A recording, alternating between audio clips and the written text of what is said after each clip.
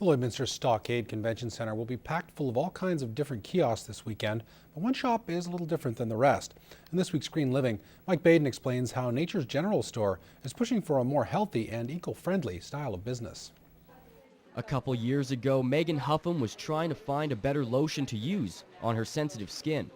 After doing some research on your typical body lotion, she was shocked to see some of the ingredients that were involved, which made her wonder how she can make a change. Basically, my hope is to keep expanding, but everything you use in your day-to-day, there's an eco-friendly, sustainable option. So if you need toothpaste, you know, I have a green option for you type of deals. Nature's General Store started up just over a year ago. With no permanent location set up, the Lloydminster Farmers Market has been a great way to promote the company. And this weekend show is another huge step. So a big show like this allows me to bring in a large amount of product and kind of test out the population and see what they like and kind of hit up that Christmas spirit. The store sells a broad variety of items which are all made in Canada, ranging from bath and beauty products to a brand new clothing line, which so far has been a huge hit. It's wonderfully soft and a great texture, really washing well. So I find people, even if they're not looking for eco-friendly, they really pick up on the quality of it. So I've had really good success with it. The trade show starts tomorrow at noon and will continue on until Sunday evening. Mike Baden, Newcap News. This feature brought to you by Lakeland College Environmental Sciences. Prepare for your green career by completing one of the college's 6 environmental sciences programs. Lakeland College, live the learning.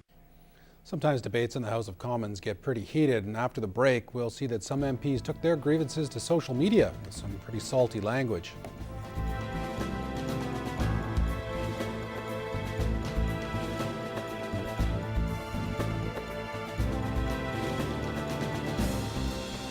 We've all heard about El Nino, and now it's time to learn about her sister, La Nina. She's making her influence felt across the prairies this winter, and in this week's crop report, Peter Quinlan shows us how her mighty grip will affect farmers here at home. Energy from the sun is stored as heat in the ocean and then transported around the world. Changes to this balance can have global implications.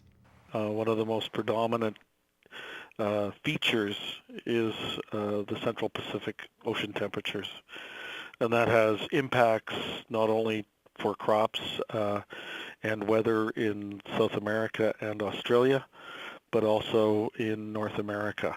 This year we are entering a cooling phase of the cycle called La Nina. It happens when strong easterly winds push warm Pacific waters off the coast of Ecuador, which are then replaced by cooler waters. These changes not only cause wacky weather patterns around the world, it also impacts the global wheat markets. We should have reasonably good wheat production in the southern hemisphere.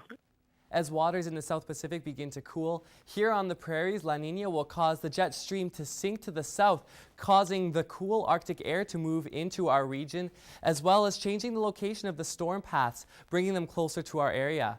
The result? A colder and snowier winter. Last year's heavy snowfalls and cold temperatures were also attributed to La Nina, one of the strongest on record. So what about this year? Or the expectation is that the winter is probably going to be somewhat similar to last year, where we see above normal snowfall, especially in the northern and central grain belt. As for an outlook on crop prices, Burnett says it's been worse.